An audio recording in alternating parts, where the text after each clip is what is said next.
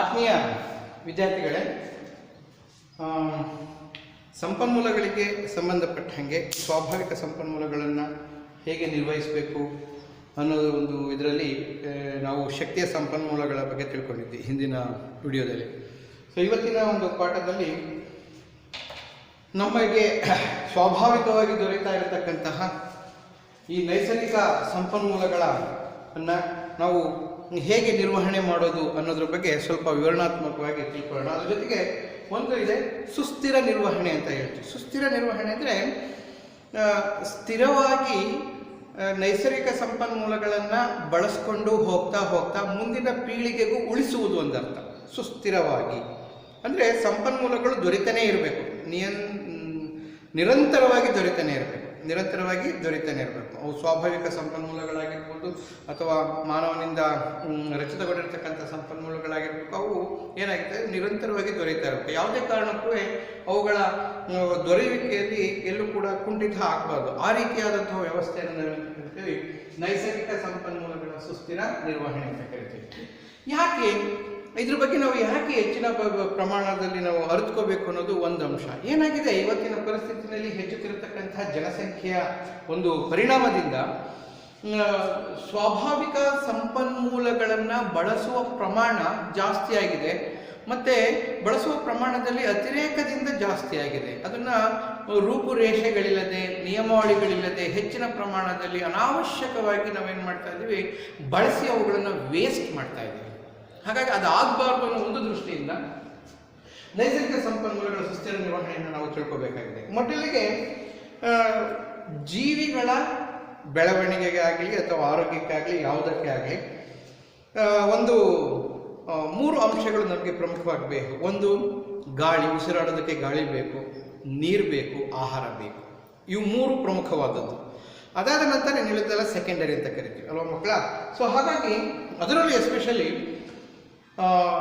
ಸಕಲ ಜೀವಿಗಳಿಗೆ ಮತ್ತು 80-90% ರಾಸಾಯನಿಕ ಕ್ರಿಯೆಗಳಿಗೆ ನೀರು ಒಂದು ಮಾಧ್ಯಮದ ರೀತಿ ವರ್ತಿಸ್ತದೆ. ಹಾಗಾಗಿ ನೀರಿನ ಪ್ರಾಮುಖ್ಯತೆ ಬಹಳ ಇಂಪಾರ್ಟೆಂಟ್. ಹಾಗಾಗಿ ಈ ಪಾಠದಲ್ಲಿ ನಿಮಗೆ ಮುಂಚೆನೇ ನೀವು ಏನು ಮಾಡಿದರೆ, ಈ ಗಂಗಾ ನದಿಯ ಬಗ್ಗೆ ಒಂದು ಚಿತ್ರಣವನ್ನು ನೀಡಿದ್ದಾರೆ. ಗಂಗಾ ನದಿ. ಸೊ ಗಂಗಾ ನದಿ ಸುಮಾರು 2500 ಕಿಲೋಮೀಟರ್ಗಳವರೆಗೆ, 2500 ಕಿಲೋಮೀಟರ್ ಒಳಗೆ ಹರಿಯುತ್ತೆ. ಹಿಮಾಲಯ ಪರ್ವತ ಪ್ರದೇಶದಿಂದ ಹುಟ್ಟಿ ಅದು ಬಂದು ಬಂಗಾಳ ಕೊಲ್ಲಿಯನ್ನು ಸೇರೋ ತನಕ ಅದು ಹರಿದು ಬರತಕ್ಕಂತಹ ರಾಜ್ಯಗಳೆಲ್ಲವನ್ನು ನೋಡಿದಾಗ ಸುಮಾರು 5-6 ರಾಜ್ಯಗಳನ್ನು ದಾಟಿ ಬಂದು ಬಂಗಾಳ ಕೊಲ್ಲಿಯನ್ನು ಸೇರುತ್ತೆ. ಸೊ ಹಾಗಾಗಿ ಇಷ್ಟು ಅಲ್ಲಿಂದ ಸುಮಾರು 2500 ಕಿಲೋಮೀಟರ್ಗಳವರೆಗಿಂದ ಹರಿದು ಬರಬೇಕಾದರೆ ಇವತ್ತಿನ ಪರಿಸ್ಥಿತಿ ಏನಾಗಿದೆ ಅಂತ ಸ್ವಲ್ಪ ಯೋಚನೆ ಮಾಡಬೇಕಾದ್ರೆ, ಯಾಕೆ ಇವತ್ತಿನ ಪರಿಸ್ಥಿತಿ ಏನಾಗಿದೆ, ನದಿ ಏನಾಗಿದೆ ಅಂತ ನೀವು ಯೋಚನೆ ಮಾಡ್ಬೋದು. ನದಿ ಇವತ್ತು ಮಾಲಿನ್ಯದಿಂದ ಸಂಪೂರ್ಣ ಮಲಿನವಾಗಿದೆ.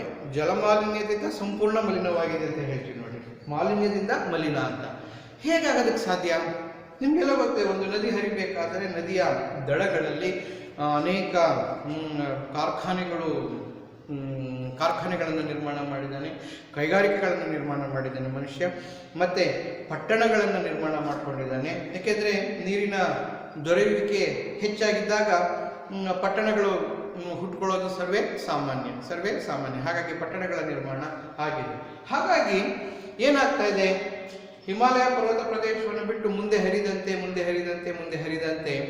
ನಗರಗಳು, ಪಟ್ಟಣಗಳು, ಕಾರ್ಖಾನೆಗಳು, ಕೈಗಾರಿಕೆಗಳು ಹೆಚ್ಚಾಗಿ, ಅದ್ರ ಜೊತೆಗೆ ಗಂಗಾ ನದಿ ಒಂದು ಪವಿತ್ರವಾದಂತಹ ನದಿ ಅಂತ ನಾವು ತಿಳ್ಕೊಂಡು ಏನು ಮಾಡಿದ್ವಿ, ಗಂಗಾ ನದಿಯಲ್ಲಿ ಸತ್ತು ಹೋದಂತಹ ವ್ಯಕ್ತಿಗಳ ಭಸ್ಮವನ್ನು ಹಾಕೋದು. ಕೆಲವು ಸಂದರ್ಭದಲ್ಲಿ ಸತ್ತು ಹೋದಂತಹ ವ್ಯಕ್ತಿಗಳ ಅರ್ಧ ದೇಹಗಳನ್ನೇ ಗಂಗಾ ನದಿಗೆ ಪುಣ್ಯ ಬರಲಿ ಅನ್ನೋ ಒಂದು ಕಾರಣದಿಂದ, ಮುಕ್ತಿ ಸಿಗಲಿ ಅನ್ನೋ ಒಂದು ಕಾರಣದಿಂದ ಆ ಸೌದೆಗಳನ್ನು, ಅರ್ಧ ಬೆಂದಂತಹ ದೇಹಗಳನ್ನು ಬಿಡುವಂತಹ ಪದ್ಧತಿ. ಅದರ ಜೊತೆಗೆ ನದಿಯ ದಡದಲ್ಲಿ ನಾವು ಬಟ್ಟೆ ಒಗೆದಾಗ, ಹೌದಲ್ವಾ, ಸುಮಾರು 2500 ಕಿಲೋಮೀಟರ್ ಎಷ್ಟೋ ನಗರಗಳಲ್ಲಿ ಊರುಗಳಲ್ಲಿ ಗಂಗಾ ನದಿ ತಟದಲ್ಲಿ ಬಟ್ಟೆಗಳನ್ನು ಒಗಿತಾರೆ, ದನಗಳನ್ನು ತೊಳಿತಾರೆ. ಹೀಗಾಗಿ ಕಾರ್ಖಾನೆಗಳಿಂದ ಹೊರಹೊಮ್ಮತಕ್ಕಂತಹ ಕೆಲವು ರಾಸಾಯನಿಕಗಳನ್ನು ಕೂಡ ಗಂಗಾ ನದಿಗೆ ಹಾಗೆ ಬಿಡ್ತಾರೆ. ಕೈಗಾರಿಕೆಗಳಿಂದ ಉಂಟಾದಂತಹ ತ್ಯಾಜ್ಯ ವಸ್ತುಗಳನ್ನು ಕೂಡ ಗಂಗಾ ನದಿಗೆ ಹಾಗೆ ಸೇರಿಸ್ತಾರೆ, ಗೊತ್ತಿಲ್ಲದೆ ಹಾಗೆ ಸೇರಿಸ್ತಾರೆ. ಇದೆಲ್ಲವನ್ನು ನೋಡಿಕೊಂಡಾಗ ಈ ಗಂಗಾ ನದಿ ಎಷ್ಟು ಮಲಿನ ಆಗ್ತಾ ಇದೆ ಅನ್ನೋದನ್ನು ಸ್ವಲ್ಪ ನಾವು ಗಮನದಲ್ಲಿ ಇಟ್ಕೋಬೇಕು. ನಿಮಗೆ ಕೊಟ್ಟಿರತಕ್ಕಂತಹ ಚಾರ್ಟ್ ಅಲ್ಲಿ ಹೇಳಿದ್ದಾರೆ 2007ನೇ ಇಸವಿಯಲ್ಲಿ ಕೇವಲ ಒಂದು ಬ್ಯಾಕ್ಟೀರಿಯಾ ಕೋಲಿಫಾರ್ಮ್ ಬ್ಯಾಕ್ಟೀರಿಯಾಗಳ ಪ್ರಮಾಣ ಎಷ್ಟಿತ್ತು ಅಂತ ಒಂದು ಗ್ರಾಫ್ ಅನ್ನ ಕೊಟ್ಟಿದ್ದಾರೆ. ಅದೇ 2011ಕ್ಕೆ ನೋಡಿದ್ರೆ ಆ ಗ್ರಾಫ್ ನಲ್ಲಿ ನಾವು ಎಷ್ಟು ಏರುಪೇರಾಗಿದೆ ಅನ್ನೋದನ್ನು ನಾವು ಕಾಣ್ತೀವಿ. ಅರ್ಥ ಆಯ್ತಾ? ಅದುವೇ ನಗರಗಳ ಸಮೇತ ಕೊಟ್ಟಿದ್ದಾರೆ, ಚಿತ್ರವನ್ನು ನೋಡಿ ಕೊಟ್ಟಿದ್ದಾರೆ. ಯಾವ್ಯಾವ ನಗರಗಳಲ್ಲಿ ಆ ಬ್ಯಾಕ್ಟೀರಿಯಾದ ಪ್ರಮಾಣ 100 ml ಎಷ್ಟು ಜಾಸ್ತಿ ಇರ್ತದೆ ಅಂತ. ಅದು ನಮ್ಮ ದೇಹದಲ್ಲಿ ಇದ್ರೆ ಒಂದು ಒಳ್ಳೆಯದು. ನಮ್ಮ ದೇಹದಲ್ಲಿ ಅಂದರೆ ನಮ್ಮ ದೇಹದ ಜೀರ್ಣಾಂಗವ್ಯೂಹದಲ್ಲಿ ಜೀರ್ಣಕ್ರಿಯೆಗಳು ಉಂಟಾಗೋದಕ್ಕೆ ಅನೇಕ ಕಿಣ್ವಗಳನ್ನು ಬಿಡುಗಡೆ ಮಾಡತಕ್ಕಂತಹ ಬ್ಯಾಕ್ಟೀರಿಯಾ. ಅಂತಹ ಬ್ಯಾಕ್ಟೀರಿಯಾ ಏನಿರ್ತದೆ ನೀರಿನಲ್ಲಿ ಹೆಚ್ಚಿನ ಪ್ರಮಾಣದಲ್ಲಿದ್ದಾಗ ಅದು ರೋಗಕಾರಕ ಬ್ಯಾಕ್ಟೀರಿಯಾವಾಗಿ ಪರಿಣಮಿಸ್ತದೆ, ಹಾನಿಕಾರಕ ಬ್ಯಾಕ್ಟೀರಿಯಾಗಿ ಪರಿಣಮಿಸ್ತದೆ. ಸೊ ಬರೀ ಬ್ಯಾಕ್ಟೀರಿಯಾ ಒಂದೇ ಅಂತ ನಾವು ಹೇಳೋದಕ್ಕಾಗಲ್ಲ. ಅನೇಕ ಶಿಲೀಂಧ್ರಗಳ ಬೆಳವಣಿಗೆ ಅದರಲ್ಲಿರ್ತದೆ, ಅನೇಕ ಏಕಕೋಶ ಜೀವಿಗಳ ಬೆಳವಣಿಗೆ ಇರ್ತದೆ, ವೈರಸ್ಗಳ ಬೆಳವಣಿಗೆ ಅವುಗಳಲ್ಲಿರ್ತದೆ. ಮಲಿನಗೊಂಡಾಗ ಹಾನಿಕಾರಕ ರೋಗಾಣುಗಳು ಬರಲೇಬೇಕಲ್ಲ. ಹೀಗಾಗಿ ಏನಾಗಿದೆ, ಗಂಗಾ ನದಿ ಸಂಪೂರ್ಣ ಕಲುಷಿತಗೊಳ್ತಾ ಇದೆ. ಅದಕ್ಕೋಸ್ಕರ ಸುಮಾರು ಗಂಗಾ ಕಾರ್ಯ ಯೋಜನೆ ಸುಮಾರು 1985ನೇ ಇಸವಿಯಲ್ಲಿಯೇ ಗಂಗಾ ನದಿಯನ್ನು ಕಾಪಾಡಿ, ಗಂಗಾ ನದಿ ಕಲ್ಮಶ ಆಗೋದನ್ನು ತಪ್ಪಿಸಿ ಅನ್ನೋ ಒಂದು ಕಾರ್ಯಕ್ರಮ ಅಥವಾ ಯೋಜನೆ ಬಂತು, ಸಿದ್ಧವಾಯಿತು. ಅದಾದಮೇಲೆ ಅಂತಾರಾಷ್ಟ್ರೀಯ ಕಾನೂನು ಮತ್ತು ನಿಯಮಾವಳಿಗಳ ಪ್ರಕಾರ ನಾವು ಪರಿಸರ ಮಾಲಿನ್ಯವನ್ನು ತಪ್ಪಿಸಬೇಕು ಮತ್ತು ಪರಿಸರವನ್ನು ಸ್ವಚ್ಛವಾಗಿ ಉಳಿಸ್ಕೊಂಡು ಹೋಗಬೇಕು ಅನ್ನೋದು ಅಂತಾರಾಷ್ಟ್ರೀಯ ಕಾನೂನುಗಳಿದ್ದಾವೆ, ನಿಯಮಗಳಿದ್ದಾವೆ. ನಮ್ಮ ಭಾರತ ದೇಶದ ಕಾನೂನು ಮತ್ತು ನಿಯಮಗಳಿವೆ. ಈ ಕಾನೂನು ಮತ್ತು ನಿಯಮಾವಳಿಗಳಿಗೆ ಕಟ್ಟು ಬಿದ್ದು ನಾವು ನಮ್ಮ ಪರಿಸರವನ್ನು ರಕ್ಷಣೆ ಮಾಡತಕ್ಕಂಥ ಕಾರ್ಯ ಇವತ್ತು ನಮ್ಮ ಒಂದು ಕೈಯಲ್ಲಿದೆ. ಅರ್ಥ ಆಯ್ತಾ ಮಕ್ಕಳ? ಸೊ ಹಾಗಾಗಿ 2014ರಲ್ಲಿ ಮತ್ತೆ ನಮಾಮಿ ಗಂಗೆ ಎಂಬ ಒಂದು ಕಾರ್ಯಕ್ರಮದೊಂದಿಗೆ ನಾವು ಗಂಗಾ ನದಿ ಬಹಳ ಪವಿತ್ರತೆಯಿಂದ ಇರತಕ್ಕಂತಹ ನದಿ, ಹಾಗಾಗಿ ಅದನ್ನು ಕಲುಷಿತಗೊಳ್ಳಬಾರದು ಅನ್ನೋದನ್ನ ಆದಷ್ಟು ಅದನ್ನು ಕಂಟ್ರೋಲ್ ಮಾಡಬೇಕು ಅಂತ ಅನೇಕ ಕಾರ್ಯಕ್ರಮಗಳನ್ನು ಹಮ್ಮಿಕೊಂಡು, ಅದಾದಮೇಲೆ ಸುಮಾರು 2016ನೇ ಇಸವಿಯಲ್ಲಿ the national mission for clean Ganga ಅಂದಾಗ ಸುಮಾರು ಕೋಟಿಗಟ್ಟಲೆ ಹಣವನ್ನು ಅದಕ್ಕೆ ರಿಲೀಸ್ ಮಾಡಿದ್ರು. ಪ್ರತಿಯೊಂದು ಹಂತದಲ್ಲೂ ಯಾವುದೇ ಕಾರಣಕ್ಕೂ ಗಂಗಾ ನದಿ ಮಲಿನ ಆಗಬಾರದು ಅನ್ನೋ ಒಂದು ದೃಷ್ಟಿಯಿಂದ ನಗರಗಳಿರತಕ್ಕಂತಹ ಪ್ರದೇಶಗಳಲ್ಲಿ ಸ್ವಚ್ಛತೆಯನ್ನು ಕಾಪಾಡಿಕೊಂಡು ಕೈಗಾರಿಕೆಗಳು ಮತ್ತು ಕಾರ್ಖಾನೆಗಳಿಂದ ಹೊರಬರತಕ್ಕಂಥ ತ್ಯಾಜ್ಯವನ್ನು ಗಂಗಾ ನದಿಗೆ ಸೇರಿಸದಾಗಿ ಅದನ್ನು ಒಂದು ಕಡೆ ಸಂಗ್ರಹಣೆ ಮಾಡಿಟ್ಕೊಂಡು ಆ ನಂತರ ಗಂಗಾ ನದಿಗೆ ಬೇರೆ ಎಲ್ಲ ಕಡೆಯಿಂದಲೂ ಕೂಡ ಮಾಲಿನ್ಯಕ್ಕೆ ಕಾರಣವಾಗಿರತಕ್ಕಂತಹ ನೀರು ಮತ್ತು ಮಾಲಿನ್ಯಕ್ಕೆ ಕಾರಣ ಆಗಿರತಕ್ಕಂತಹ ರಾಸಾಯನಿಕ ವಸ್ತುಗಳು, ಔಷಧಿಯುಕ್ತ ವಸ್ತುಗಳನ್ನು ಹಾಕಬಾರದು ಅನ್ನೋ ಒಂದು ಉದ್ದೇಶದಿಂದ ಸ್ಟ್ರಿಕ್ಟ್ ಆಗಿ ನಿಯಮಗಳನ್ನು ಮಾಡಿದಾಗ ಎಲ್ಲೋ ಒಂದು ಕಡೆ ಈ ಒಂದು ಬ್ಯಾಕ್ಟೀರಿಯಾ ಫೀಕಲ್ ಕೋಲಿಫಾರ್ಮ್ ಎಂಬ ಬ್ಯಾಕ್ಟೀರಿಯಾದ ಪ್ರಮಾಣ ಕಡಿಮೆ ಆಗ್ತಾ ಇದೆ ಅಂತಲೇನೋ ಅನಿಸುತ್ತೆ. ಅರ್ಥ ಆಯ್ತಾ ಮಕ್ಕಳೇ? ಸೊ ಹಾಗಾಗಿ ನೀರು ಮಲಿನಗೊಳ್ಳೋದನ್ನು ತಪ್ಪಿಸುವುದು ನಮ್ಮ ಜವಾಬ್ದಾರಿ. ಯಾವುದೇ ಆಗಿರಲಿ, ಬರೀ ಗಂಗಾ ನದಿ ನೀರಂತಲ್ಲ, ಇಡೀ ನಮ್ಮ ದೇಶದಾದ್ಯಂತ ಹಲವಾರು ನದಿಗಳು ಹರಿತವೆ. ನಮ್ಮ ಕರ್ನಾಟಕದಲ್ಲೂ ಕೂಡ ಕಾವೇರಿ ನದಿ ಹರಿತದೆ. ಕಾವೇರಿ ನದಿ ಹರಿದಾಗ ಕಾವೇರಿ ನದಿ ತೀರದಲ್ಲಿ ಶ್ರೀರಂಗಪಟ್ಟಣ ಇದೆ ಮತ್ತು ತಮಿಳುನಾಡಿನ ಅನೇಕ ಪಟ್ಟಣಗಳು ನಾವು ಕಾಣ್ತೀವಿ. ಇಂಥ ಕಂಡಾಗ ನಾವು ಕಾವೇರಿ ನದಿ ನೀರನ್ನು ಕುಡಿಬೇಕು ಅಂದಾಗ ಎಷ್ಟು ಪಟ್ಟಣಗಳಿಗೆ ಕಾವೇರಿ ನದಿ ನೀರು ಸಪ್ಲೈ ಆಗ್ತದೆ. ಅಂತಹ ಸಂದರ್ಭದಲ್ಲಿ ಅದನ್ನು ಮಾಲಿನ್ಯಗೊಳಿಸೋದು ಔಚಿತ್ಯವೇ ಅನ್ನೋದು ನಾವು ಆಲೋಚನೆ ಮಾಡಬೇಕಾಗಿದೆ. ಹಾಗಾಗಿ ಮಾಲಿನ್ಯ ಆಗದ ಹಾಗೆ ನೋಡಿಕೊಳ್ಳುವುದು ನಮ್ಮ ಕರ್ತವ್ಯ. ಅದಕ್ಕೋಸ್ಕರ ರೂಪುರೇಷೆಗಳೇನಿದೆ ನಿಯಮಾವಳಿ ಪ್ರಕಾರ ನಾವು ನೋಡ್ಕೋಬೇಕಾಗ್ತದೆ. ಓಕೆ, ಸೊ ಅದು ನಾವು ನಮಗೆ ನೈಸರ್ಗಿಕ ಸಂಪನ್ಮೂಲವಾಗಿರ್ತಕ್ಕಂತಹ ನೀರನ್ನು ಮಾಲಿನ್ಯಗೊಳ್ಳದೆ ಅದನ್ನು ನಿಯಮಿತವಾಗಿ ನಮ್ಮಗಳ ಪ್ರಯೋಜನಕ್ಕೆ ಬರಲಿ ಎಂದು ಅಂದುಕೊಂಡು ನಾವು ನೀರನ್ನು ಮಲಿನಗೊಳ್ಳದ ಹಾಗೆ ನೋಡ್ಕೊಳ್ಳೋದು ನಮ್ಮ ಕರ್ತವ್ಯ ಆಗಿರ್ತದೆ. ಓಕೆ, ಸೊ ಹಾಗಾಗಿ ಗಂಗಾ ನದಿಯ ಒಂದು ಇದಾದರೆ ಬರೀ ಅದೊಂದೇ ಅಲ್ಲ, ಆಯಾ ರಾಜ್ಯಗಳಲ್ಲಿ ನದಿಗಳಿಗೆ ಪ್ರಾಮುಖ್ಯತೆಯನ್ನು ಕೊಟ್ಕೊಂಡು ನಾವು ನದಿ ನೀರನ್ನು ಮಾಲಿನ್ಯಗೊಳ್ಳದ ಹಾಗೆ ನೋಡ್ಕೊಳ್ಳೋದು ಒಂದು ಕರ್ತವ್ಯ. ಇದೊಂದು ಉದಾಹರಣೆ ಅಷ್ಟೇ. ಸುಸ್ಥಿರ ನಿರ್ವಹಣೆ ಅಂದರೆ ಯಾವುದೇ ಕಾರಣಕ್ಕೂ ಒಂದು ನಿರ್ದಿಷ್ಟವಾದ ಮಟ್ಟವನ್ನು ಮೀರಿ ಮಲಿನ ಆಗಬಾರದು. ಮಲಿನ ಆದರೂ ಕೂಡ ಅದನ್ನು ರೆಕ್ಟಿಫೈ, ಅದನ್ನು ಸರಿಪಡಿಸತಕ್ಕಂತಹ ಸಾಮರ್ಥ್ಯ ನಮ್ಮಲ್ಲಿ ಇರಬೇಕು ಅನ್ನೋ ಒಂದು ದೃಷ್ಟಿಯಿಂದ ಈ ರೀತಿ ನಾವು ಮಾಡ್ತೀವಿ. ಓಕೆ ಮಕ್ಕಳು. ಸೊ ಅದ್ರ ಜೊತೆಗೆ ಇವತ್ತು ನೀವೆಲ್ಲ ಅಬ್ಸರ್ವ್ ಮಾಡ್ತಾ ಇದ್ದೀರಾ, ಇವತ್ತೇನಾಗ್ತಾ ಇದೆ ಅಂದರೆ ಜೈವಿಕ ವಿಘಟನೆಯಾಗದ ವಸ್ತುಗಳ ಪ್ರಮಾಣ ಜಾಸ್ತಿ ಆಗ್ತಾ ಇದೆ. ಜೈವಿಕ ವಿಘಟನೆಯಾಗದ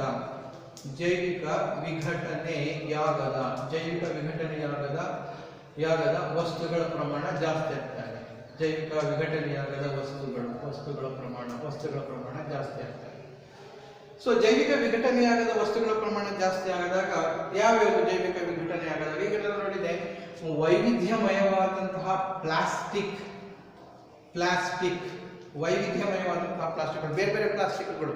ಅದರ ಜೊತೆಗೆ ಅದರಲ್ಲಿ ಗಾತ್ರದ ಮೇಲೆ ನಾವು ಮಿಲಿಮೀಟರ್ನ ಗಾತ್ರದ ಮೇಲೆ ನಾವು ಪ್ಲಾಸ್ಟಿಕ್ನ ಬಳಕೆ, ಪ್ಲಾಸ್ಟಿಕ್ ತಂಬಿಗೆ, ಪ್ಲಾಸ್ಟಿಕ್ ಚೊಂಬು, ಪ್ಲಾಸ್ಟಿಕ್ ಹಾಳೆ, ಪ್ಲಾಸ್ಟಿಕ್ ಕವರ್ಗಳು, ಪ್ಲಾಸ್ಟಿಕ್ ಬಕೆಟ್ಗಳು, ಹೌದಲ್ಲ, ನಾನಾ ರೀತಿಯಾದಂತಹ ಪ್ಲಾಸ್ಟಿಕ್ಗಳನ್ನು ನಾವು ಕಾಣ್ತೀವಿ. ಜೊತೆಗೆ ಅದಕ್ಕಿಂತ ಸ್ವಲ್ಪ ಗಟ್ಟಿ ಮತ್ತು ಫೈಬರ್ಗಳು ಮತ್ತೆ ಗಾಜು ಇವು ಏನಿದೆ ಜೈವಿಕ ವಿಘಟನೆಯಾಗದಂತಹ ವಸ್ತುಗಳು. ಇನ್ನು ಕೆಲವು ರಾಸಾಯನಿಕಗಳು ಇವು ಕೂಡ ಜೈವಿಕ ವಿಘಟನೆ ಆಗೋದಿಲ್ಲ ಕೆಲವು ಸಂದರ್ಭದಲ್ಲಿ. ಉದಾಹರಣೆ DDT, ಡೈಕ್ಲೋರೋ ಡೈಫಿನಲ್ ಟ್ರೈಕ್ಲೋರೋ ಈಥೇನ್ ಅಂತ ಕರಿತೇವೆ. DDT ಆಗಿರ್ಬೋದು, ಅಥವಾ ಬೆನ್ಸಿನ್ ಹೆಕ್ಸಾಕ್ಲೋರೈಡ್ ಪೌಡರ್ ಆಗಿರ್ಬೋದು, BHC ಬೆನ್ಸಿನ್ ಹೆಕ್ಸಾಕ್ಲೋರೈಡ್. ಇವೆಲ್ಲ ಏನಿದೆ ಇವು ಒಂದು ಸರಿ ಮಣ್ಣಿಗೆ ಬಿದ್ದಾಗ ಅವು ಏನೇ ಬದಲಾವಣೆಗಳಾಗೋದಿಲ್ಲ, ಅವು ಹಿಂಗಿರ್ತವೆ ಹಾಗೆ ಇರ್ತವೆ. ಹಾಗಾಗಿ ರಾಸಾಯನಿಕಗಳು ಭೂಮಿಯಲ್ಲಿ ಮಣ್ಣಿನಲ್ಲಿರತಕ್ಕಂಥ ಜೀವಿಗಳ ಬೆಳವಣಿಗೆ ಮತ್ತು ಜೀವಿಗಳಿಗೆ, ಅದು ಸಸ್ಯ ಆಗಿರಲಿ ಪ್ರಾಣಿಗಳಿಗೆ ಒಂದಲ್ಲ ಒಂದು ರೀತಿ ಹಾನಿಕರ. ಒಂದು.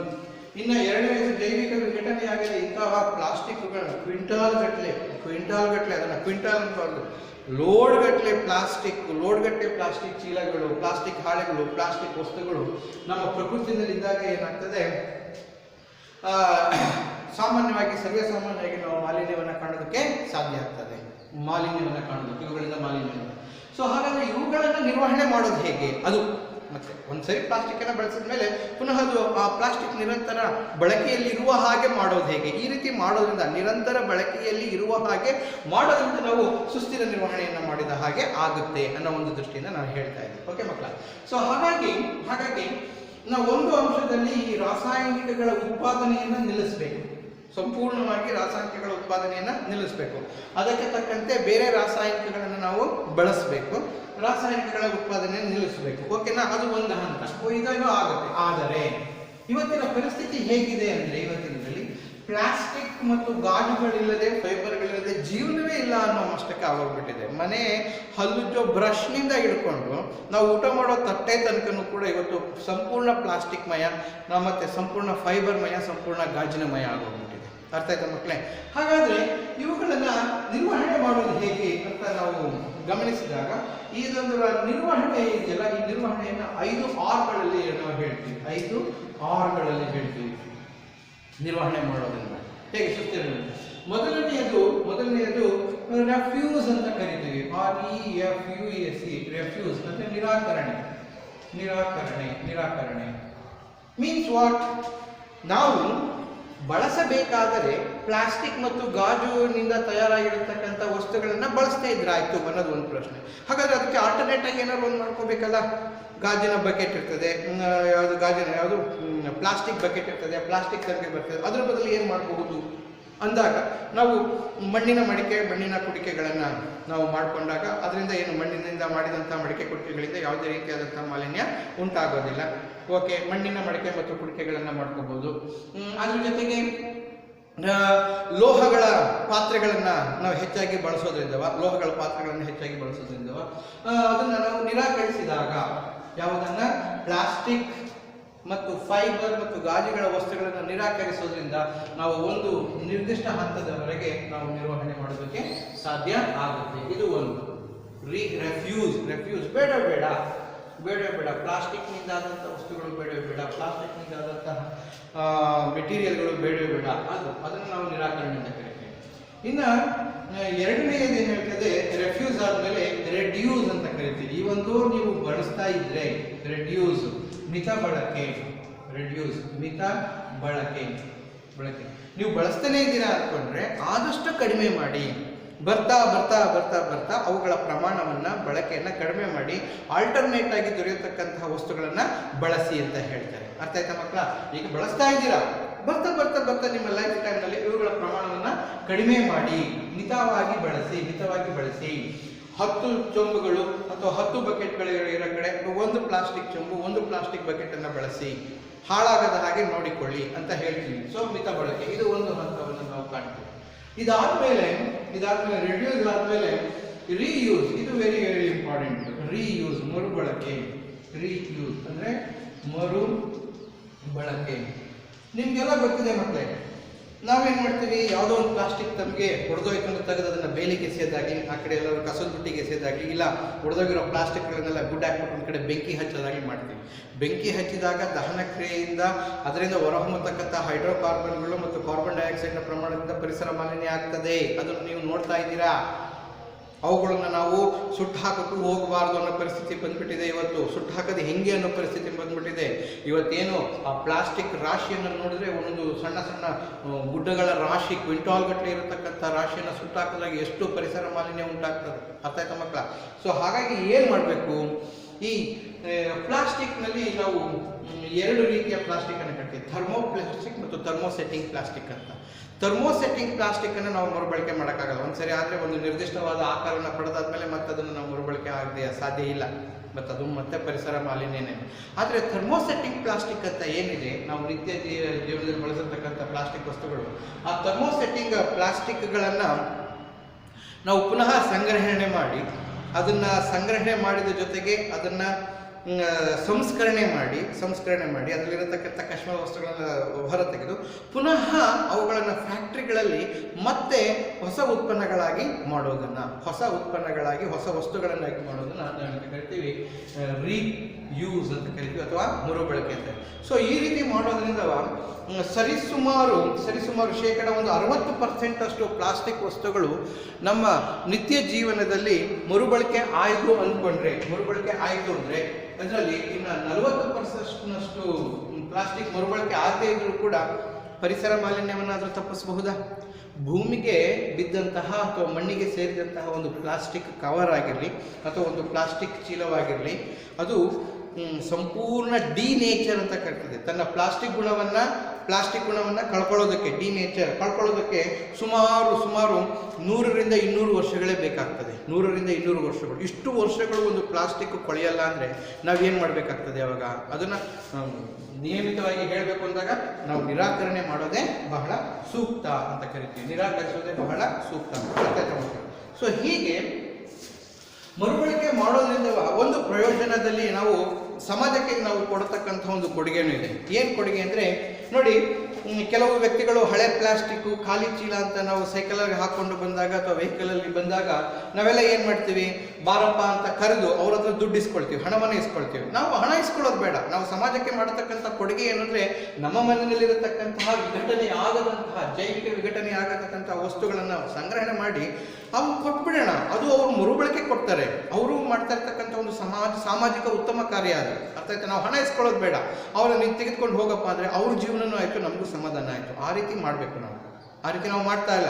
ಪ್ಲಾಸ್ಟಿಕ್ 1 kg ಇಷ್ಟು ದುಡ್ಡು ಅಂತ ಏನು ಮಾಡ್ತೀವಿ, ಹಣವನ್ನು ನಾವು ಪಡ್ಕೊಳ್ತೀವಿ. ಬೇಡ ಅದು ಅಂತ. ಸಾಮಾಜಿಕವಾಗಿ ನಾವು ಸಾಮಾಜಿಕ ಹೊಣೆಯನ್ನು ಹೊತ್ತಾಗ ನಾವು ಆ ರೀತಿಯಾದಂಥ ಕೆಲಸ ಮಾಡೋದು ಒಳ್ಳೆಯದು. ಅಂದರೆ ನಮ್ಮ ಮನೆಯಲ್ಲಿರ್ತಕ್ಕಂತಹ ಪ್ಲಾಸ್ಟಿಕ್, ನಮ್ಮ ಮನೆಯಲ್ಲಿರ್ತಕ್ಕಂಥ ಗಾಜಿನ ವಸ್ತುಗಳು, ಅವನ್ನೆಲ್ಲದನ್ನು ಕೂಡ ಏನಾಗ್ತದೆ ಕೊಟ್ಟಾಗ ಅವುಗಳನ್ನು ಸಪರೇಟ್ ಮಾಡಿ ಏನು ಮಾಡ್ತಾರೆ, ಫ್ಯಾಕ್ಟ್ರಿಗಳಿಗೆ ಕೊಡ್ತಾರೆ. ಏನಕ್ಕೆ?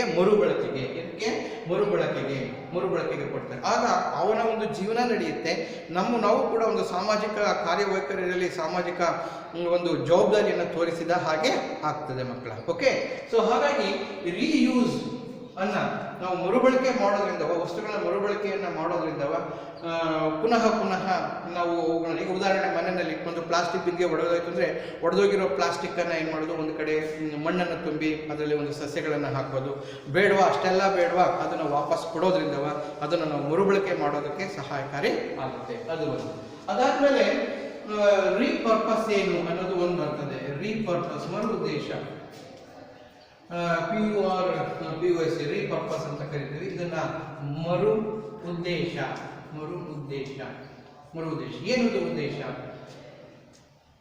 ನಾವು ಯಾವುದೇ ರೀತಿಯಾದಂತಹ ಜೈವಿಕ ವಿಘಟನೆಯಾದ ವಸ್ತುಗಳೇನಾದರೂ ಇದ್ದರೆ ಈ ಮೂರು ಅಂಶಗಳನ್ನು ನಾವು ಗಮನದಲ್ಲಿಟ್ಕೊಂಡು ರೆಫ್ಯೂಸ್, ರೆಡ್ಯೂಸ್, ರಿಯೂಸ್ ಏನಿದೆ ಅವು ಗಮನದಲ್ಲಿಟ್ಕೊಂಡು ನಮ್ಮ ಉದ್ದೇಶ ಏನಾಗಿರಬೇಕು ಅಂದರೆ ಎಷ್ಟೇ ಪ್ರಮಾಣದ ಪ್ಲಾಸ್ಟಿಕ್ ವಸ್ತುಗಳಾಗಲಿ ಗಾಜಿನ ವಸ್ತುಗಳು ನಮ್ಮ ಪ್ರಕೃತಿಯಲ್ಲಿ ಇದ್ದಾಗ, ದೊರೆತಾಗ ಅಥವಾ ನಾವು ಅವುಗಳನ್ನು ಉತ್ಪಾದನೆ ಮಾಡಿದಾಗ ನಮ್ಮ ಉದ್ದೇಶ, ಮರು ಉದ್ದೇಶ ಏನಿರಬೇಕು ಅಂದರೆ ಇವು ಮೂರು ಇರಬೇಕು. ಮರು ಉದ್ದೇಶಗಳು ರಿಡ್ಯೂಸ್ ಇರಬೇಕು, ರೆಫ್ಯೂಸ್ ಇರಬೇಕು, ರಿಯೂಸ್ ಇರಬೇಕು. ಈ ರೀತಿ ಆಗೋದ್ರಿಂದ ಏನಿರ್ತದೆ, ನಾವು ಈ ಜೈವಿಕ ವಿಘಟನೆ ಆಗತಕ್ಕಂಥ ವಸ್ತುಗಳನ್ನು ಪ್ರಮಾಣವನ್ನು ಕಡಿಮೆ ಮಾಡ್ತಾ ಬರೋ ಹಾಗೆ ಆಗುತ್ತೆ. ಸೊ ಅದಾದಮೇಲೆ ಲಾಸ್ಟ್ ಅಂದರೆ ರೀಸೈಕಲ್. ರೀಸೈಕಲ್ ಅಂದರೆ ಮರುಚಕ್ರೀಕರಣ.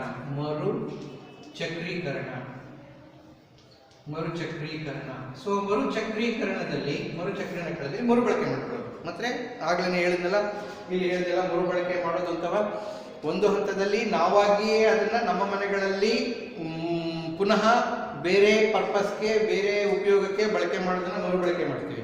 ಅಥವಾ ಅವುಗಳನ್ನ ಫ್ಯಾಕ್ಟರಿಗಳಿಗೆ ವಾಪಸ್ ಮಾಡೋದನ್ನ ನಾವೇನಂತೀವಿ ಮರುಚಕ್ರೀಕರಣಗೊಂಡಂತಹ ಪ್ಲಾಸ್ಟಿಕ್, ಮರುಚಕ್ರೀಕರಣಗೊಂಡಂತಹ ಗಾಜುಗಳಿಂದ ಏನಾಗಿರ್ತದೆ, ವಿಶಿಷ್ಟವಾದಂತಹ ಉತ್ತಮವಾದಂತಹ ವಸ್ತುಗಳನ್ನು ತಯಾರು ಮಾಡಿ ಅವು ನಿರಂತರ ಮರುಚಕ್ರೀಕರಣಗೊಳ್ತಾ ಇರ್ತವೆ. ಈ ರೀತಿ ಮರುಚಕ್ರೀಕರಣಗೊಳ್ತಾ ಇದ್ದಾಗ ಪ್ಲಾಸ್ಟಿಕ್ ಭೂಮಿಗೆ ಅಥವಾ ಮಣ್ಣಿಗೆ ತಲುಪೋದು ಕಡಿಮೆಯಾಗಿ, ಅಥವಾ ಗಾಜಿನ ವಸ್ತುಗಳು ಭೂಮಿಗೆ ಅಥವಾ ಮಣ್ಣಿಗೆ ತಲುಪೋದು ಕಡಿಮೆಯಾಗಿ ನಾವು ಮಾಲಿನ್ಯವನ್ನು ಒಂದು ಹಂತಕ್ಕೆ ನಿಲ್ಲಿಸಿದ ಹಾಗೆ ಆಗ್ತದೆ ಮಕ್ಕಳು. ಸೊ ಹಾಗಾಗಿ ಈ 5 ಆರ್ಗಳು ಏನಿದೆ ಇವು ಬಹಳ ಇಂಪಾರ್ಟೆಂಟ್. ಇನ್ನು ಇದಾದ್ಮೇಲೆ ಸಂಪನ್ಮೂಲಗಳನ್ನು ನಿರ್ವಹಿಸುವ ಅಗತ್ಯ ಏನಿದೆ ಅಂತ ಒಂದು ಪ್ರಶ್ನೆ ಇದೆ. ಸಂಪನ್ಮೂಲಗಳನ್ನು ನಿರ್ವಹಿಸುವ ಅಗತ್ಯ ಏನಿದೆ? ಹೌದಲ್ಲ, ಸ್ವಲ್ಪ ಯೋಚನೆ ಮಾಡಿ. ನಾವು ಈ 5 ಆರ್ಗಳನ್ನು ಯಾಕೆ ಫಾಲೋ ಮಾಡಬೇಕು?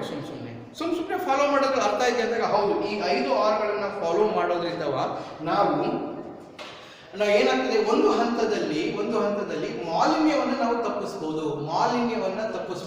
ಒಂದು ಮತ್ತೆ ಏನಾಗ್ತಾ ಇದೆ ಅಂದ್ರೆ, ಈ ಸ್ವಾಭಾವಿಕ ಸಂಪನ್ಮೂಲಗಳು ದೊರೆಯುವಿಕೆಯ ಪ್ರಮಾಣ ಅವು ಅಲ್ಲೇ ಇರ್ತವೆ ಸಂಪನ್ಮೂಲಗಳು. ಯಾಕೆ ಅಂದ್ರೆ ನಾವು ಮರುಚಕ್ರೀಕರಣ ಮಾಡ್ತಾ ಇದೀವಲ್ಲ, ಮರುಚಕ್ರೀಕರಣ ಮಾಡುವುದರಿಂದ ಹೊಸದಾಗಿ ಬಳಕೆಯಾಗುವಂತಕ್ಕಂಥ ಸಂಪನ್ಮೂಲಗಳು ಹಾಗೆ ಇರ್ತವೆ, ಸುಸ್ಥಿರವಾಗಿರ್ತವೆ. ಮುಂದಿನ ಪೀಳಿಗೆಗೆ ಏನಾಗ್ತದೆ, ಅನುಕೂಲ ಆಗುತ್ತೆ ಮುಂದಿನ ಪೀಳಿಗೆಗೆ. ಸೊ ಹಾಗಾಗಿ ನಾವು ಸಂಪನ್ಮೂಲಗಳನ್ನ ನಿರ್ವಹಿಸಬೇಕು. ಈ ಸಂಪನ್ಮೂಲಗಳನ್ನ ಸರಿಯಾಗಿ ನಿರ್ವಹಿಸದೇ ಇದ್ದರೆ, ಅದರ ಅಗತ್ಯತೆ ಇಲ್ಲದೆ ಇದ್ದಾಗ ಏನಾಗ್ತದೆ, ನಾವು ಒಂದಲ್ಲ, 2 ಬಲ್ಲ, 3 ಅಲ್ಲ, ಹಲವಾರು ಬಾರಿ ಕೆಲವು ಸಂದರ್ಭದಲ್ಲಿ ಆ ಸಂಪನ್ಮೂಲಗಳ ನಿರ್ವಹಣೆ ಇಲ್ಲದೆ ಇದ್ದಾಗ ನಾವು ಏನಾಗ್ತಾ ಇದೆ, ತೊಂದರೆಗೆ ಒಳಗಾಗಬೇಕಾಗ್ತದೆ. ಈಗ ಹಾಗೆ ಹೇಳಿದೆ ನಿಮಗೆ, ಬೆಂಜಿನ್, ಹೆಕ್ಸಾಕ್ಲೋರೈಡ್ ಮತ್ತು DDT ಪೌಡರ್ಗಳ ಅದಕ್ಕೇನಂತಾರೆ, ಅವುಗಳನ್ನು ನಾವು ಉತ್ಪಾದನೆ ಮಾಡೋದನ್ನು ನಿಲ್ಲಿಸದೆ ಹೋದಲ್ಲಿ ಪರಿಸರದಲ್ಲಿ ಅದು ಜಾಸ್ತಿ ಆದರೆ ಏನಾಗ್ತದೆ ಅಂದರೆ, ನಾವು ಪ್ರಾಣಿಗಳಲ್ಲಿ ಕ್ಯಾನ್ಸರ್ ರೋಗಗಳು ಉಲ್ಬಣ ಆಗೋದಕ್ಕೆ ಆರೋಗ್ಯದ ದೃಷ್ಟಿಯಿಂದ ಹೇಳ್ತಾ ಇರೋದು ಕಾರಣ ಆಗ್ತದೆ. ಅದ್ರ ಜೊತೆಗೆ ಇಷ್ಟನ್ನು ನಾವು ಮಾಡದೆ ಹೋದರೆ, ನಾವು ನಮ್ಮ ಒಂದು ಆಲೋಚನೆಯಿಂದ ಇವಿದ್ರೆ ಬಹಳ ಗಲೀಜಾಗುತ್ತೆ ಅಂತ ಸುಟ್ಟು ಹಾಕಿದಾಗ ಮತ್ತೆ ಅದರ ಹೊಗೆಯಿಂದ ಏನಾಗ್ತಿರ್ತದೆ, ಬಿಡುಗಡೆ ಆಗತಕ್ಕಂತಹ ಹೊಗೆಯ ಪ್ರಮಾಣದಿಂದ ಪರಿಸರ ಮಾಲಿನ್ಯವನ್ನು ನಾವು ಕಾಣಬೇಕಾಗ್ತದೆ. ಹಾಗಾಗಿ ಒಂದಲ್ಲ ಎರಡಲ್ಲ, ಈ ಸಂಪನ್ಮೂಲಗಳು ಏನಿದೆ ಆ ಸಂಪನ್ಮೂಲಗಳು, ಎಸ್ಪೆಷಲಿ ಯಾವ ಸಂಪನ್ಮೂಲಗಳು ಗೊತ್ತಾ, ಮುಗಿದು ಹೋಗುವ ಸಂಪನ್ಮೂಲಗಳು ಅಂತ ನಾವೇನು ಕರಿತೀವಿ, ಮುಗಿದು ಹೋಗುವ ಸಂಪನ್ಮೂಲ, ಅವು ಲೋಹಗಳಾಗಿರ್ಬೋದು, ಅಲೋಹಗಳಾಗಿರ್ಬೋದು, ಅಥವಾ ಬೇರೆ ಬೇರೆ ರೀತಿಯಾದಂತಹ ವಸ್ತುಗಳಾಗಿರ್ಬೋದು, ಖನಿಜಗಳಾಗಿರ್ಬೋದು, ಇವುಗಳನ್ನು ಏನಿದೆ ನಾವು ನಿಯಮಿತವಾಗಿ, ನಿಗದಿತವಾಗಿ ಅದನ್ನು ಸದ್ಬಳಕೆ ಮಾಡಿಕೊಂಡು ಎಲ್ಲಿಯೂ ಕೂಡ ಯಾವುದೇ ಕಾರಣಕ್ಕೂ ವೇಸ್ಟ್ ಆಗದ ಹಾಗೆ ನೋಡಿಕೊಂಡಾಗ ಅದನ್ನು ಹೇಳ್ತೀವಿ ಸಂಪನ್ಮೂಲಗಳನ್ನು ನಿರ್ವಹಿಸುವ ಅಗತ್ಯ ಇದೆ. ಏಕೆಂದರೆ ಆ ಸಂಪನ್ಮೂಲಗಳು ಒಂದಲ್ಲ ಒಂದು ಪೀಳಿಗೆಗೆ ಅದು ನಿರಂತರವಾಗಿ ಪ್ರಯೋಜನಕ್ಕೆ ಬರ್ತಾ ಹೋಗ್ತವೆ. ಅರ್ಥ ಆಯ್ತಾ ಮಕ್ಕಳೇ? ಈ ಒಂದು ದೃಷ್ಟಿಯಿಂದ ಮತ್ತೆ ದೊರಿಬೇಕಲ್ಲ, ಅವುಗಳ ಪ್ರಯೋಜನ ಬೇಕಲ್ಲ, ಈ ಒಂದು ದೃಷ್ಟಿಯಿಂದ ನಾವೇನು ಹೇಳ್ತೀವಿ, ಈ ಸಂಪನ್ಮೂಲಗಳು ನಮ್ಮ ನಿತ್ಯ ಜೀವನಕ್ಕೆ ಪ್ರಯೋಜನಕಾರಿಯಾಗಿ ಪರಿಣಮಿಸಿದಾಗ ಅವುಗಳನ್ನು ನಾವು ನಿರ್ವಹಣೆ ಮಾಡಿಕೊಳ್ಳೋದು ಕೂಡ ಅಷ್ಟೇ ಅಗತ್ಯತೆ ಇರ್ತದೆ. ಹಾಗಾಗಿ ನಾವು ಸಂಪನ್ಮೂಲಗಳನ್ನು ನಿರ್ವಹಿಸತಕ್ಕಂತಹ ಒಂದು ಕಾರ್ಯವನ್ನು ಮಾಡಬೇಕು. ಅಷ್ಟೇ ಅಲ್ಲ, ಮಕ್ಕಳಲ್ಲಿ ಮತ್ತು ನಮ್ಮ ಸಮಾಜದಲ್ಲಿ ಎಲ್ಲರಿಗೂ ಕೂಡ ನಿರ್ವಹಿಸುವತಕ್ಕಂಥ ಅಂಶಗಳನ್ನು, ನಿರ್ವಹಿಸತಕ್ಕಂಥ ಜ್ಞಾನವನ್ನು ಕೊಡಬೇಕು. ಈ ರೀತಿ ನಾವು ಮಾಡಿದ್ದೇವೆ ಅಂದರೆ ಸಾಮಾಜಿಕವಾಗಿ ನಾವು ಅವುಗಳಿಗೆ ಬುದ್ಧಿ ಹೇಳಬೇಕು, ಜನರಿಗೆ ತಿದ್ದಿ ಬುದ್ಧಿ ಹೇಳಬೇಕು, ತಿಳುವಳಿಕೆಯನ್ನು ಕೊಡಬೇಕು. ಸಂಪನ್ಮೂಲಗಳು ಅಂದ್ರೇನು, ಸಂಪನ್ಮೂಲಗಳ ಪ್ರಾಮುಖ್ಯತೆ ಹೇಗಿರ್ತದೆ, ಸಂಪನ್ಮೂಲಗಳನ್ನು ನಾವು ಬಳಸದೆ ಹೋದರೆ ನಾವೆಷ್ಟು ಹಿಂದೆ ನಡೀತೀವಿ, ಸಂಪನ್ಮೂಲಗಳನ್ನು ಬಳಸಿದಾಗ ಅವುಗಳನ್ನು ಹೇಗೆ 5 ಆರ್ಗಳ ಮೂಲಕ ಅದನ್ನು ನಾವು ಸಾಧನೆ ಮಾಡಬೇಕು ಅನ್ನೋ ಒಂದು ಅಂಶಗಳನ್ನು ನಾವು ಗಮನದಲ್ಲಿಟ್ಕೊಂಡು ನಾವು ಸಂಪನ್ಮೂಲಗಳ ಸುಸ್ಥಿರ ನಿರ್ವಹಣೆಯನ್ನು ಮಾಡಬೇಕಾಗ್ತದೆ. ಮಕ್ಕಳೇ, ಮುಂದಿನ ವಿಡಿಯೋದಲ್ಲಿ ನಾವು ಸಂಪನ್ಮೂಲಗಳ ಯಾವ್ಯಾವ ಸಂಪನ್ಮೂಲಗಳು, ಅವುಗಳ ಸಂಪನ್ಮೂಲಗಳಿಂದ ಎಷ್ಟು ಪ್ರಯೋಜನ ಇದೆ, ದೇಶದ ಅಭಿವೃದ್ಧಿಗೆ ಸಂಪನ್ಮೂಲಗಳು ಹೇಗೆ ಕಾರಣ ಆಗ್ತದೆ ಅನ್ನೋದನ್ನು ತಿಳ್ಕೊಳ್ಳೋಣ. ಸೊ ಮುಂದಿನ ವಿಡಿಯೋದಲ್ಲಿ ಭೇಟಿಯಾಗೋಣ. ಅಲ್ಲಿವರೆಗೂ ಎಲ್ರಿಗೂ ಗುಡ್ ಬೈ. ನಿಮ್ಗೇನಾದ್ರೂ ಡೌಟ್ ಇದ್ದರೆ ನಿಮ್ಮ ಶಿಕ್ಷಕರನ್ನು ಕೇಳಿಕೊಂಡು ನಿಮ್ಮ ಡೌಟ್ಗಳನ್ನು ಬಗೆಹರಿಸ್ಕೊಳ್ಳಿ. ಸೊ ಪಾಠವನ್ನು ಚೆನ್ನಾಗಿ ಓದಿ ಅರ್ಥ ಮಾಡಿಕೊಂಡು ಮನನ ಮಾಡಿಕೊಂಡು ಪ್ರಶ್ನೆಗಳಿಗೆ ಉತ್ತರವನ್ನು ಮಾಡಿ ಮಕ್ಕಳು.